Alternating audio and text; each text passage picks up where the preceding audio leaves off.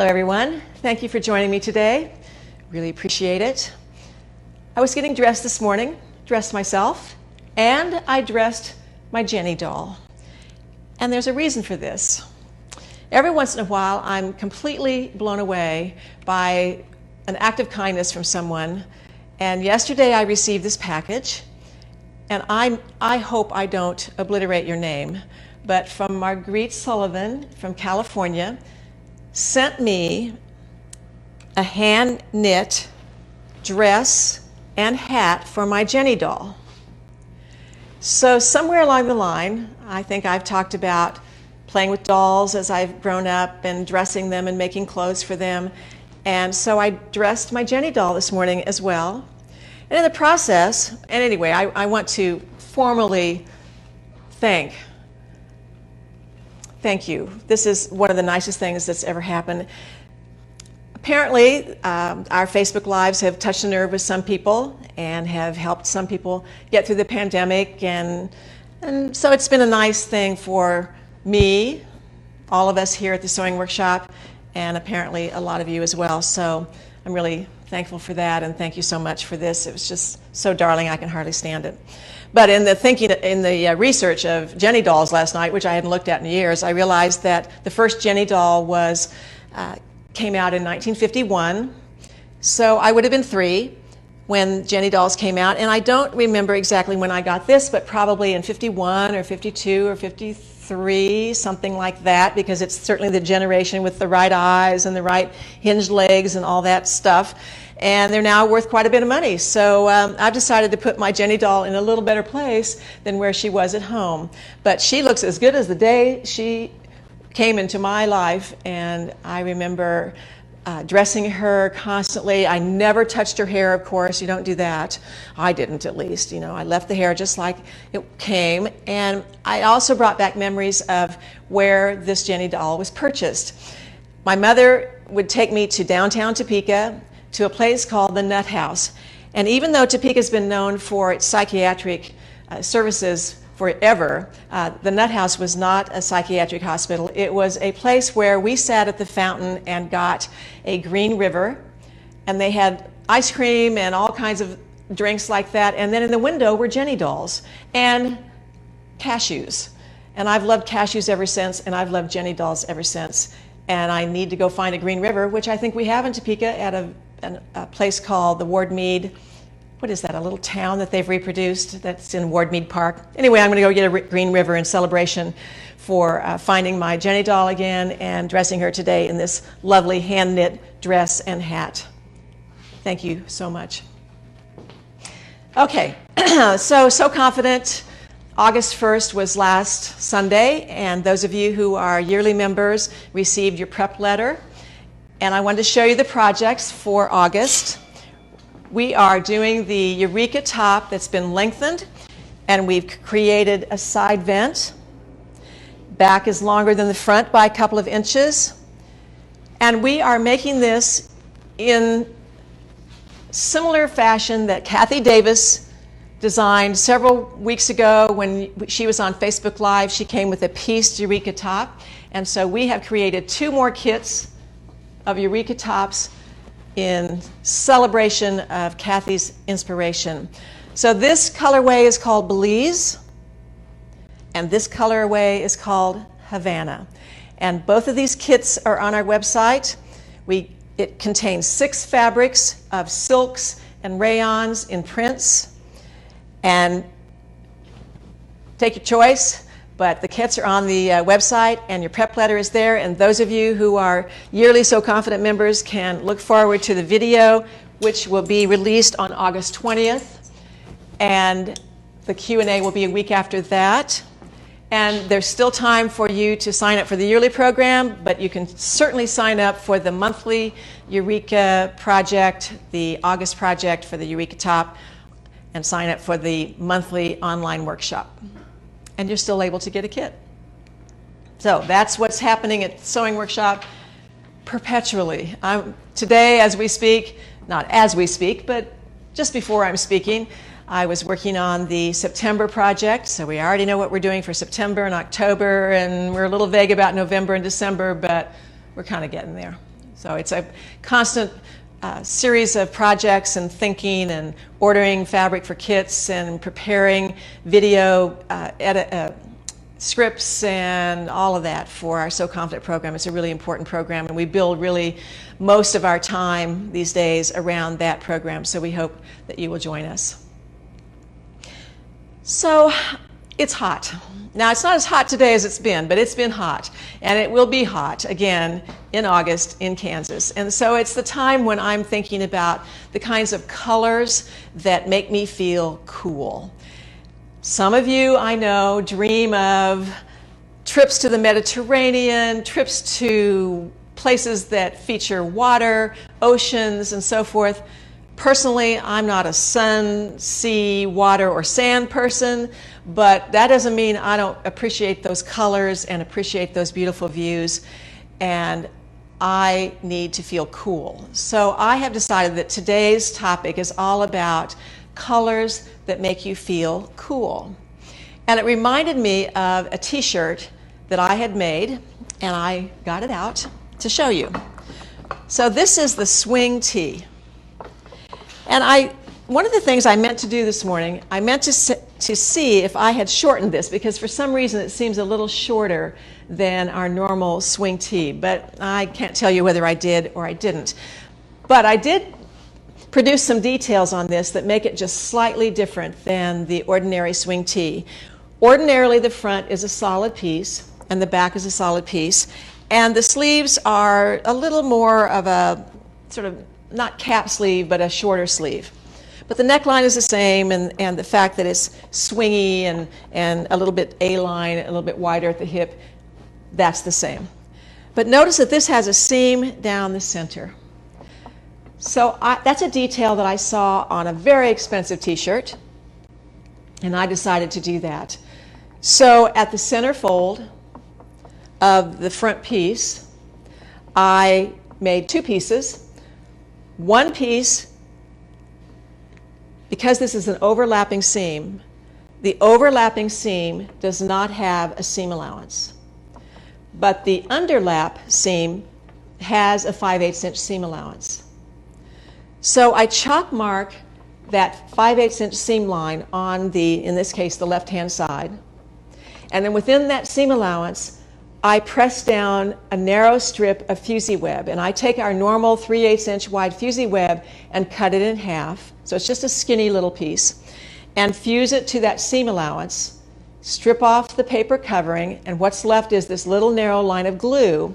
So then I can put the raw edge of the right-hand side, which does not have a seam allowance, along that chalk mark and fuse that seam down. And then I stitch it. And I stitch it about 1/8 of an inch or just a little bit more so that I have a little bit of dimension. Now, you know, jerseys curl. They curl to the right side when you stretch them on the cross grain, and they curl to the wrong side on the vertical. So this little seam does have some dimension because it's wanting to curl to the inside. So it has a little loft to this edge, which I like a lot. And I hope you can see it on the camera. The other thing I like to do is to slightly contrast the neck binding. You can see this is sort of a sea mist kind of color, and then I've contrasted that with an aqua strip cut on the cross grain for the neck binding. And the other thing I did is I increased the width of the hem. Probably what I did here, and I wish I could remember, is I probably cut this the normal length of the swing tee, and then I produced about 1.5 inch hem. And so that gives it another little detail that's just a little bit different than the normal t-shirt that I make, which has normally a 5/8 or a 3/4 inch seam or hem allowance. And the other thing is I used my cover stitch. And in the case of this hem, because it's wider, I wanted this cover stitching to be more of a feature. And so I used the widest setting on my cover stitch machine, 2 or 3 thread, but 2 needles, the widest setting. But then I went back to the narrow setting for the cover stitch on the sleeves and around the neck. I feel like I'm getting pretty good at this cover stitching. It's taken a long time. Those of you who are intimidated by doing a cover stitch on knits, and especially around the neck, I get it. It's taken me 2 or 3 years to really feel comfortable, and now, even now, I guess, I take a deep breath. I have to be in the right mood. I have to know that I'm on my game. I can't have one of those days where I've made 10,000 mistakes because I'm going to end with this and it's going to go badly. So I wait till the moment that it feels right to do my cover stitching. But with my fusee web on the hems, I don't have to worry about things creeping and crawling. And then, because I learned this from Jamie David, who you saw a while back on one of our Facebook Lives, I go ahead and sew the binding on. I serge finish with a 3-thread serging those raw edges together, and then I cover stitch. I don't leave the edges raw on the inside. I don't try to cover those raw edges with the cover stitching. That eliminates a lot of anxiety on cover stitching the neck.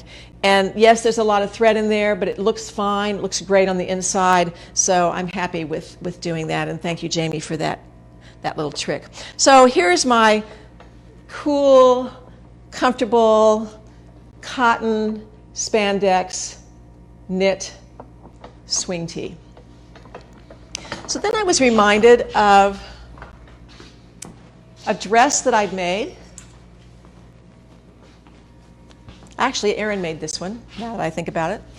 The one I have on is the Memphis Dress, and I did make the one I have on, and Erin made this one.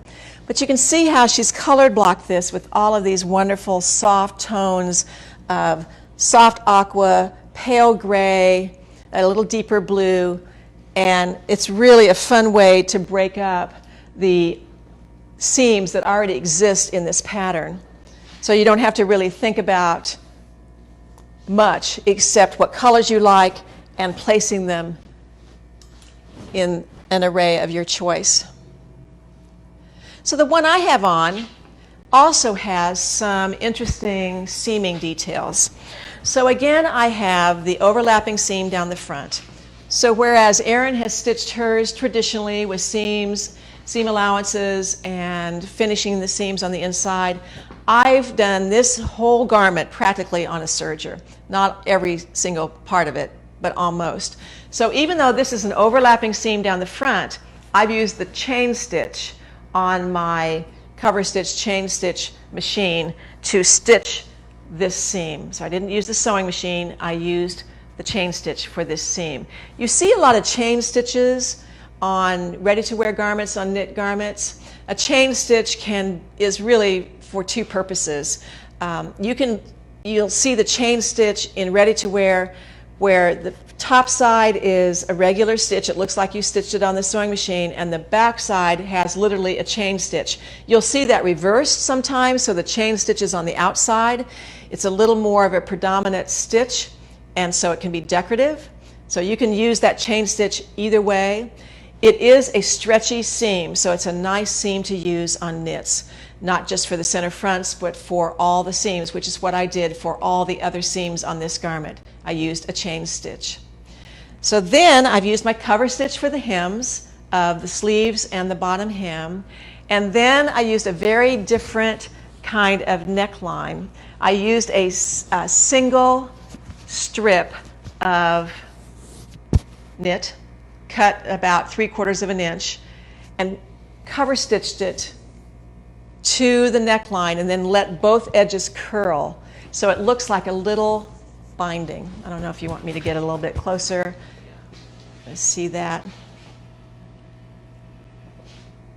I'm going to show you a different method here in a second, but this is one method of doing a neckline that you'll see in, I think, high-end ready-to-wear, actually. It seems like the higher priced the garments, the more raw edges there are in garments, which I think is interesting. So this is my pieced cotton knit Memphis dress. Just as a side note, I don't know, a few years ago, Kathy Davis and I went to Alabama Channon in Alabama, and we took a fabric stenciling class. And this is my sample of doing some stenciling. I'd never sprayed stenciling paint before, and it was really fascinating. So I kept my scrap and my sample, and I incorporated it into this tonal approach to the Memphis dress.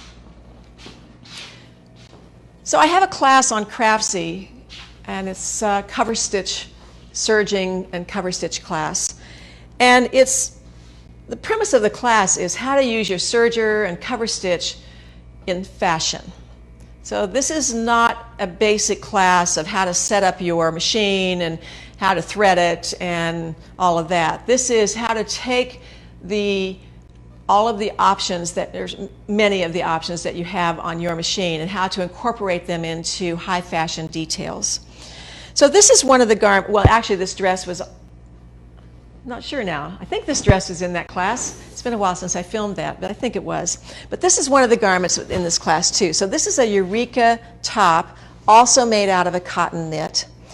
And I have done a different detail around the neck than I did on this dress. So I'm going to show you what this is. I've done the same detail at the neck and on the edge of the sleeve. So you have all these raw edges that are curly, and I've used the cover stitch machine.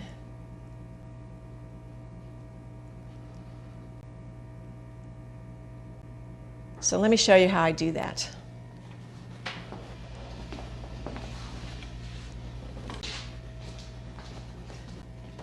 So you've sewn your shoulder seams together, and you cut a strip of knit on the cross grain, and you're going to cut that strip about 7/8 of an inch, something like that.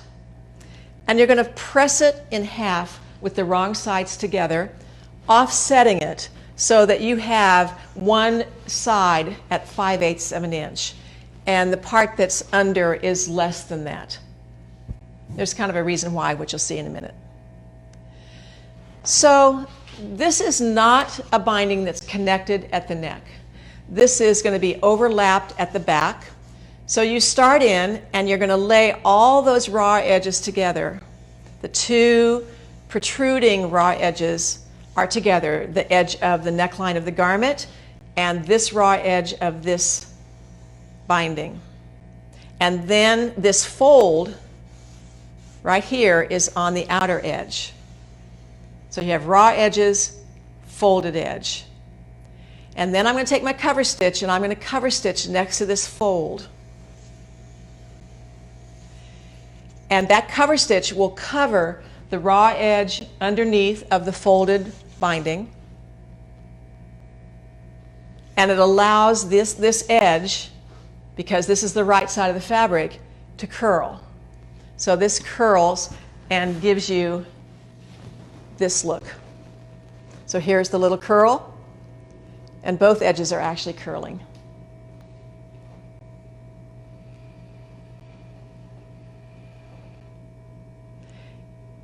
And at the center back, it's simply overlapped. You don't have to connect it by sewing it on your sewing machine. It's fine as a raw edge. So these are the kind of details that make some t-shirts more expensive in the stores. And I've seen this detail quite a bit, and I really like this. I love the fact that it's both finished and raw, but it's a nice detail and just something different to shake it up just a little bit on your t-shirts.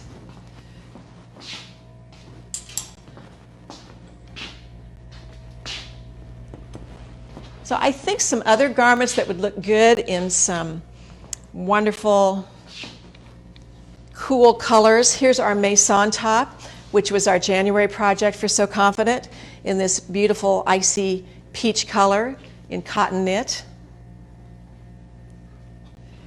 And then I pulled out a trio t-shirt, and even though the blue is not necessarily our Mediterranean Sea blues, but the idea of tonal sleeves and body on the trio is a nice treatment.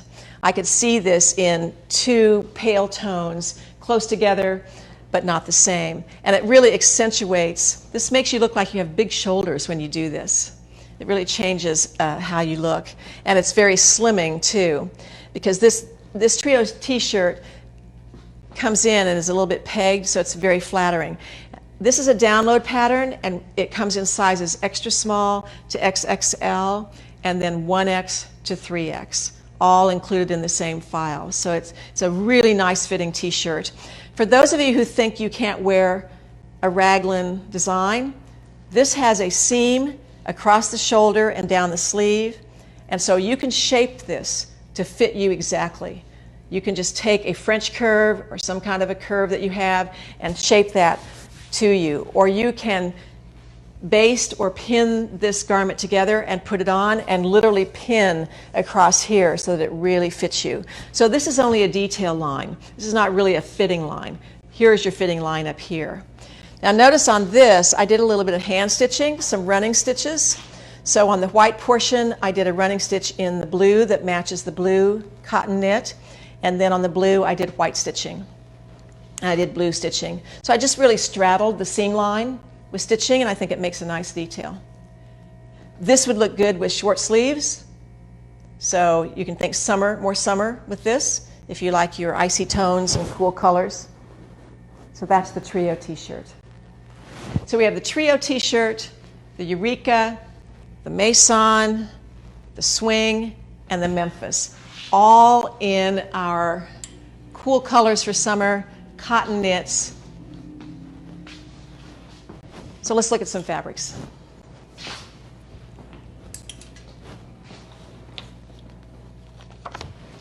So all the fabrics on the wall are just make me feel, I don't know, like fresh. I guess that's a really good word for them. A nice array of these tonal fabrics. I put some prints in here just to sort of make it pop. Almost all of these are cotton and spandex. There are 3 pieces that are viscose, which is also cool. None of them are polyester. So we think of polyester as being a warmer fabric and something that's maybe not as appealing in the summertime or in warm climates year-round. So I've put them in groupings, but I tell you, there are so many crossover of combinations. It was hard to kind of put this on the wall. So we have our cotton knit. The cotton knits are in this beautiful leaf green. You can see how these are curling to the right side. So that's the jersey. That means it's a jersey when it curls to the right side. That's how you can tell the right side from the wrong side of cotton knits, or any knit, actually, that's a jersey.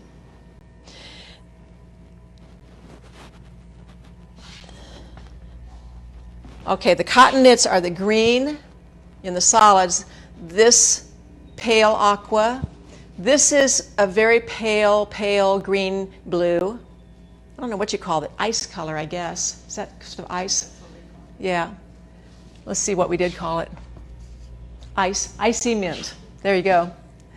And this is cotton knit in a solid in more of an aqua turquoise color.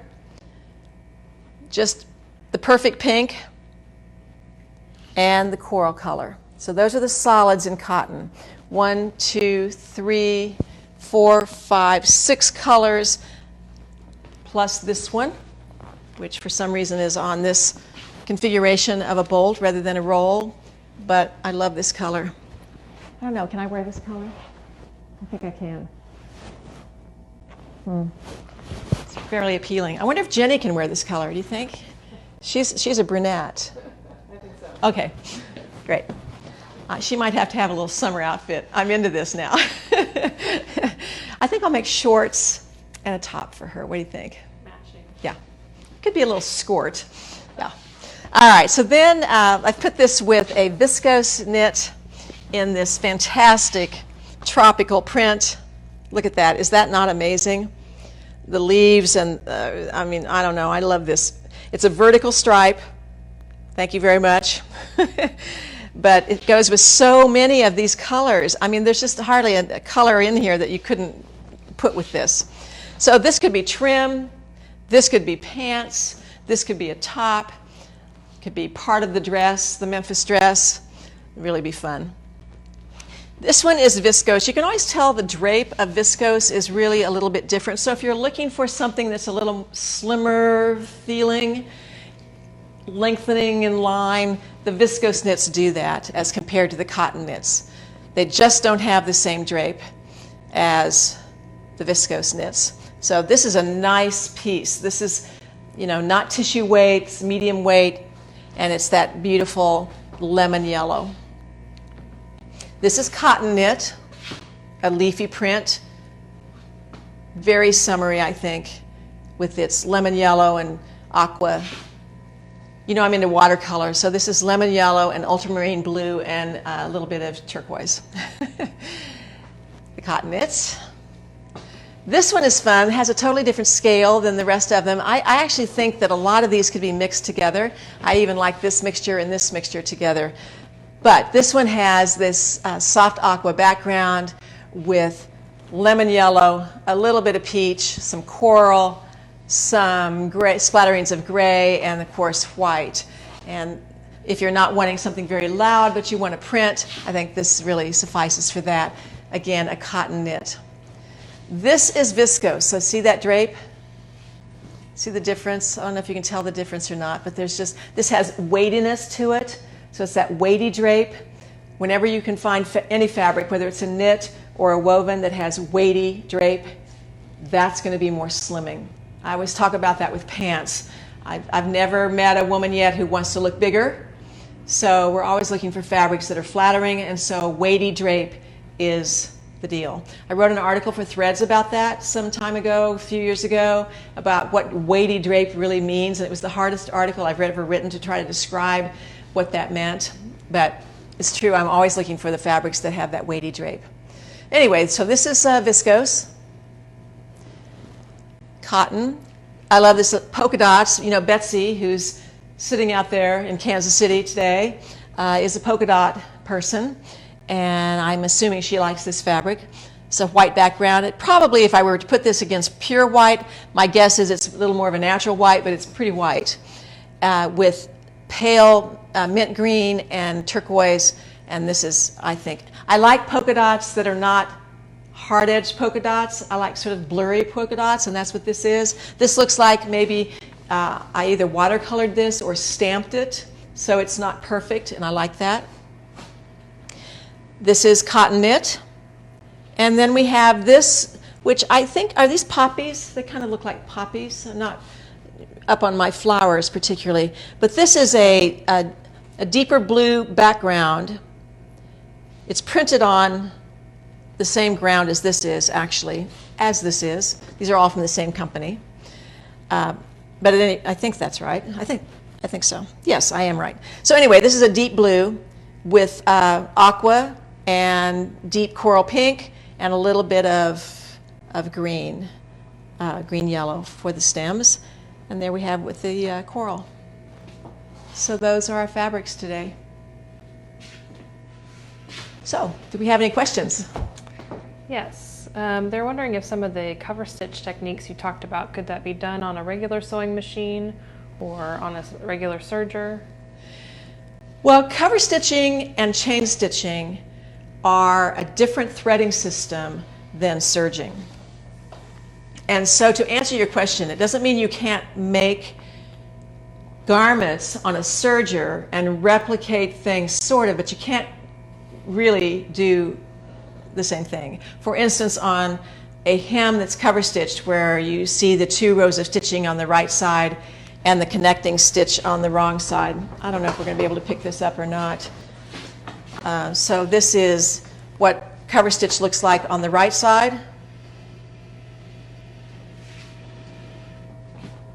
This is the wide setting. Okay. And then this is what it looks like on the wrong side.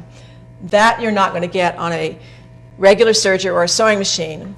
In order to get this look, you're going to have to use a twin needle, which I'm not a huge fan of. I personally can't get them to lie flat. I always have a tunnel, even with stabilizer, with fusee web, with all of that, so I really prefer the cover stitch. So to me, cover stitching is a very specific thing. It's a very specific machine or feature on your serger. You might buy a serger where you can also do cover stitch and chain stitch, or you can buy them as 2 dedicated machines. So you can certainly make a knit garment on the sewing machine only, because you don't have to finish edges on a knit. You can do knit garments in a combination of a sewing machine and a serger, or you can make a knit garment in a combination of a sewing machine, a serger, or a cover stitch machine. How about that? This is the one garment, this dress that I have on, that was the only time I've ever used an overlock serger machine and a cover stitch only, no sewing machine. Okay, the Memphis dress that I made, what are those fabrics? You know, these are cotton knits. Right, so those are the same knits that are on the wall. Yes, like this one is this. We don't have this color, but yes, these are the same knits that we have on the wall. Yeah. And then another Memphis dress question. Could you use woven fabrics on some of the panels? Yes. Yes. Alex, my daughter, made a Memphis dress using wovens for this section, the sleeves, and the back yoke, and then used some knit combos for the portions of the garment that were through the bust. Now, I've never tried to make the Memphis in all wovens. You could, but you would just have to make sure that this garment and pattern that's built for a knit is going to have enough ease for you in the bust and the shoulders, because you need to be able to move. So that would be the only thing. But otherwise, you can hang woven pieces on it just fine. Can you explain how to lengthen the Eureka sleeves? The Eureka sleeves, to lengthen them, well, there's a band. Now this has been shortened, actually. The Eureka sleeve, oh, here, I have Eurekas right here, don't I? Never mind, right here, here we go. All right, so you can extend, depends on how far you want to go, but you can extend this shoulder out a bit. You can extend this curve out. You can make this band any width you want. It can be, normally we fold the band back. In the case of this garment, we've left them unfolded, but you can just keep going, and make this the width that you want.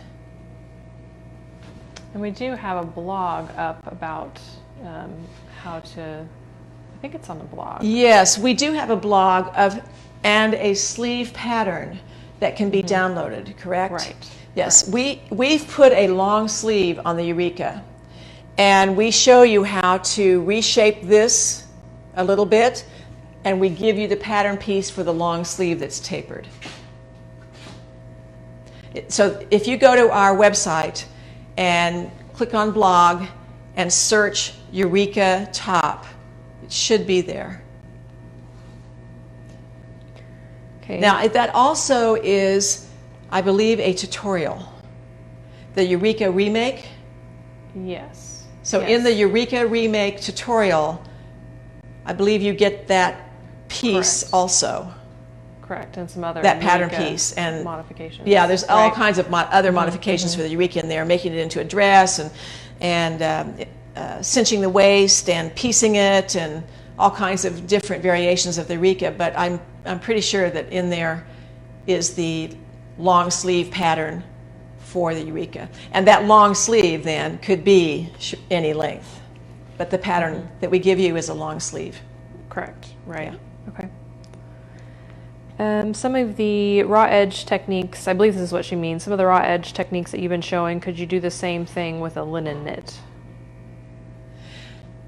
Yes. Now, yes, the concept works. But I will say this, linen knits, in my opinion, don't have a great looking raw edge, at least the linen knits that we have carried in the past. And so you need to know that. You need to like the raw edge of whatever knit you're working with. And the ones that we worked with were never just a clean edge. They had a sort of tendency to be rough and not what I call ravel out, but certainly have threads and pulls and things that made it an edge that I never cared for.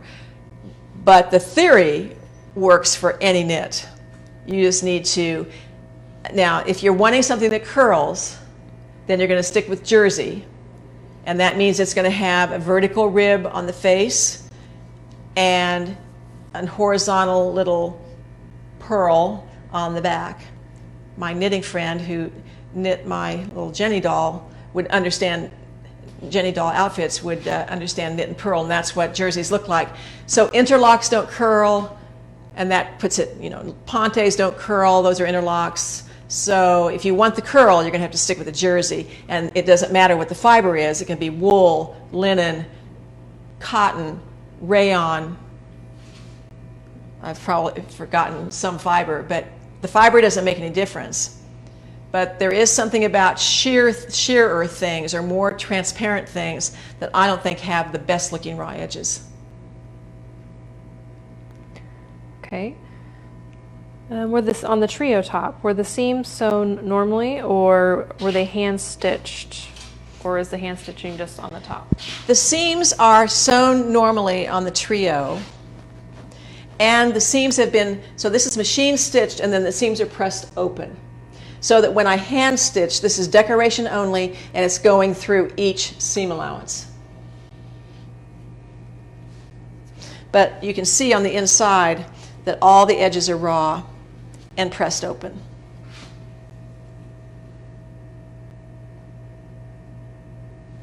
Even the hem, well now the hem, yeah, even the hem, I didn't, this has a raw edge as well because it's just top stitched.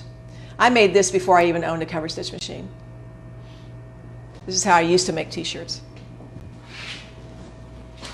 Do you have yardages for a color blocked Memphis? Not in my memory bank at the moment. I know we have figured it out in the past, and we'd have to do that again.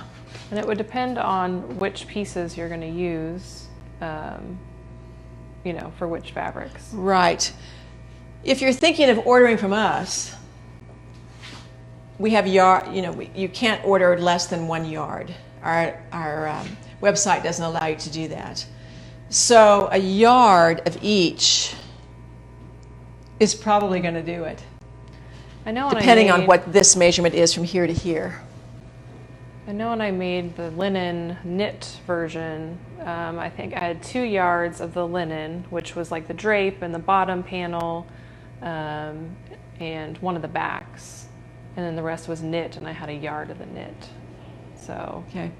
I think it just depends on how color blocked you want it. Right. If every piece is a different color, if you're repeating it. Right. But they are odd shaped pieces, especially that drape. Yeah, this part right here. Do be careful about getting enough fabric. Right. This is a seam right here, and this is a fold here. So this piece comes around and it's folded and seamed here. So you need this length, which is not more than a yard. I think you can definitely get this out of a yard. Mm-hmm. And the bottom band is cut into 2 sections. Yeah, we'd have to know how many colors and where they are, and you know, you can always take the back of the envelope, or from the website we have the technicals. You can take a screenshot of those, and then you can blow them up, and then you can color them in, and it kind of gives you a visual on how to color block. And then you can, if you own the pattern already, obviously you can figure out the yardages, but if you need some help, you can let us know. Do the cotton jersey knits work for the helix pants? Well, I don't think so. This fabric, even though it has spandex, 5% I believe, 5% spandex, will bag out. I don't know if you can see that. That's my finger coming through it. Now, obviously I'm poking it pretty hard, but I think it's going to bag out in the knees. I wouldn't. Now, in the Maison joggers, I think they're fine. That's a looser fit. They are cinched in at the bottom with the bottom band, and that's kind of meant to be more in the cotton knits. But something as skinny as the helix or the pencils, I don't think cotton knits are that great for it. I would go with the ponte knits or viscose knits for those. They have more recovery. Can you show the backs of the prints? Sure.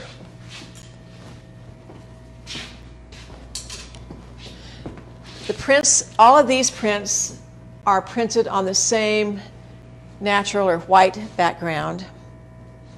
This one, this one, this one, and this one. They're all from the same company. You do see the print through it. And this one is also printed on a white viscose, and you can see the print through it. So if you're thinking wrong side, you're not going to like it. Well, I don't know, maybe you do, but generally not. Are these the same cotton knits that we used for the Maison kits? Yes, they are the same company, the same variety as the Maison kits. I really like this. This knit does not pill. It washes really beautifully. We're really, really liking these knits. They're the best cotton knits I've ever found. Could the swing tee be lengthened to make a dress? Oh, yes. The swing tee can be lengthened just like it is into a more swingy A-line dress. We also have a tutorial on the website about the swing tee dress that adds some seams and some pockets and all of that you might want to check out. Betsy can probably post maybe what that year was, what series that was. It was 2 or 3 years ago. But yes, this would make a great dress. Great summer dress. And Samantha, I know, has made this sleeveless. Her red one, was that the swing tee as a dress? I can't remember. I thought that was a Marceau. Maybe it was. Maybe it was. But at any rate, remember, you can do it sleeveless. You would just bind the edges like the neck. Make a great dress. Make a great summer dress. How do you ensure the knit neckband lies flat against your body? Well, that's all in the proportions of the length of the knit. We start with a 7/8 ratio, meaning that, let's say you have a 24-inch circumference of a neck, you would cut the binding 21 inches. I think the math works on that. It's also all about quarter marking and matching those quarter markings up so that you're stretching the binding between each quarter. And then it's all about steaming as well. And every knit is different. So there have been times when I have yanked it off before I have finished it up and removed an inch or two. And there have been times when I've yanked it off and I've recut it an inch longer. So it depends on the amount of stretch that you have. But these cotton knits, I can tell you, work perfectly with that 7/8 ratio. Our method of this, what we call ready-to-wear binding, is all over our website on various tutorials, including one I'm going to tell you about in a minute. Well, I'll just tell you about it now. We have a tutorial called Sew a Knit Wardrobe, and it is a 60-page PDF tutorial that is all about sewing knits, what thread to use, how to care for your fabric, seam finish options, hem finish options, using the Fusey web, and how to do this binding. But this is all about shaping and molding and using your tailor's ham and getting the right proportion to start with. And it takes some practice. But this 60-page tutorial will really help you, I think. Plus it gives you inspirations for combinations of ensembles and knit garments that look good together. Okay, Beth reminded us that the Memphis is good as a tunic as well if you leave off the bottom band. Well, so that is right. That's a good, another That's right. styling tip. So this has a band on the bottom, fairly wide. And if you leave this off and just finish the bottom edge of these pieces with a hem, that makes a nice tunic. Erin's done that and worn that quite a bit. And yours is in a cotton knit as well. It is. Yeah. There was another question about seeing the swing tee in full, so I'm just going to swing around here. Okay. Swing around for the swing. Swing for the swing. And so we can see it Yep. the full garment. Okay. I see I don't have it on the model very well. The back is just plain. You could put the seam down the back if you wanted to, but I didn't. I like the swing tee a lot. It fits, particularly if you have narrow shoulders. This is a narrow sleeve, or narrow shoulder. So most people who have to make narrow shoulder adjustments do not have to do it on the swing tee.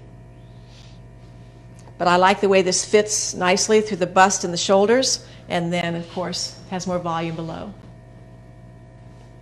Okay, another comment was about your shoes, so I'm going to again my move shoes. the camera so I can see hold your my legs shoes. up, or you can. I can. All right, I have on something besides sneakers today, which is pretty amazing. I'm not used to this, but these are some Velcro ankle-strapped sandals. Do you have a brand or anything? Yes, this is that brand that's kind of orthopedic. I guess I could take them off and look. H.O.T. Oh, right. So that has that bed that's really, really orthopedic, which I like. So these are pretty fashionable, I think, for that kind of shoe.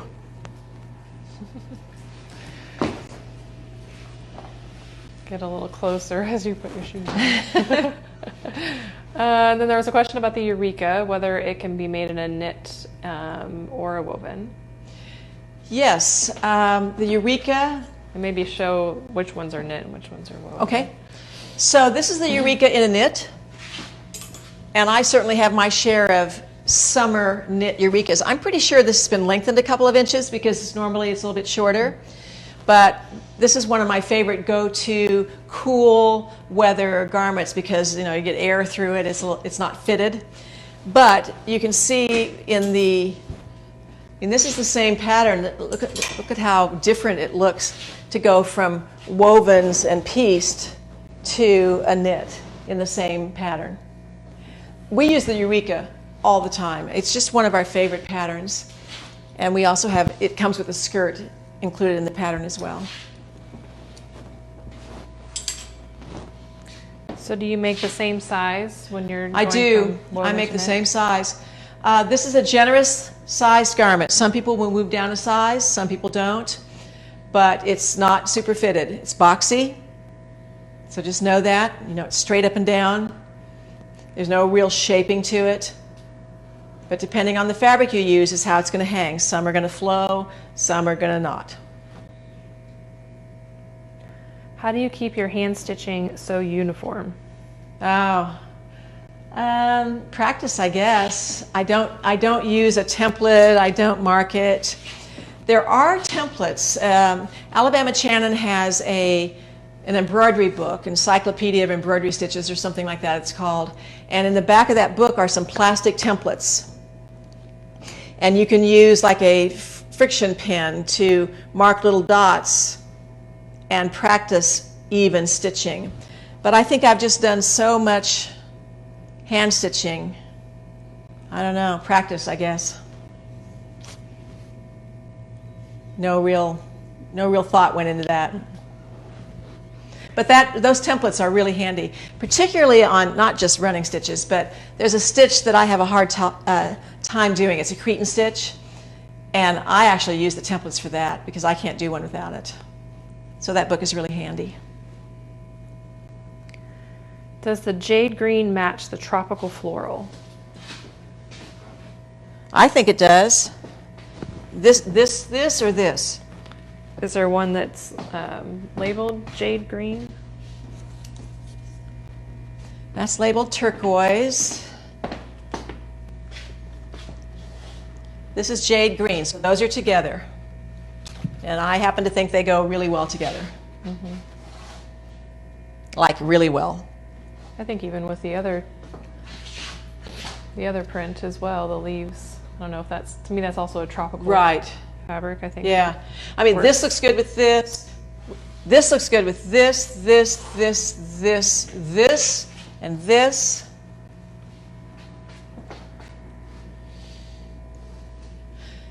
This looks good with pinks, the aqua, the polka dot, these colors. This actually looks good with this up here. In fact, that looks really good. I'm going to get that down, I think.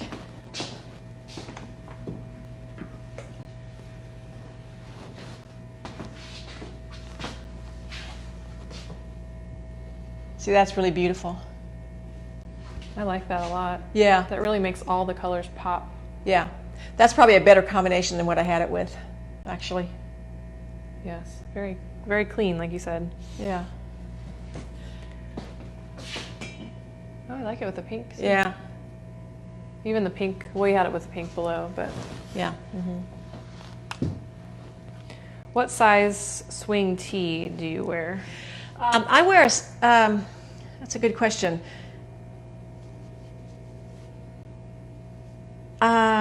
I think I'm a small. I don't think I'm a medium. I would think a small. I think a that small. makes sense. Yeah.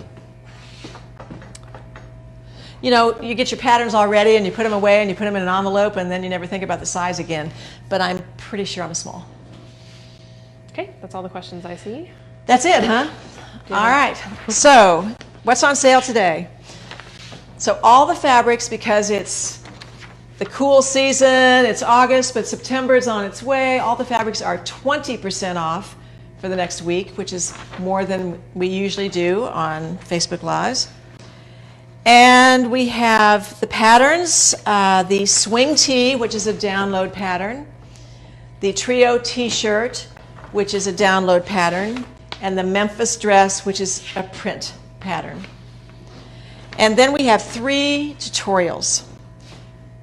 We have Sew and Knit Wardrobe, which is this comprehensive whole long thing about how to sew on knits. We have a whole tutorial on how to do this dress on a serger. Serger made Memphis. And then we have another tutorial called Sewing Knits, which is also almost as comprehensive as Sew and Knit Wardrobe, but it's all about making the trio t-shirt from start to finish. So if you're interested in just that t-shirt, that's a good tutorial. And then don't forget that I have 2 classes on Craftsy about sewing knits, and basically 3 if you consider the cover stitch one as well. But sewing knits and the ultimate guide to sewing knits, those are 2 classes on Craftsy that go into tons of details about sewing on knits. So don't forget about that. All right, if that's it, we'll see you next week. Thanks so much.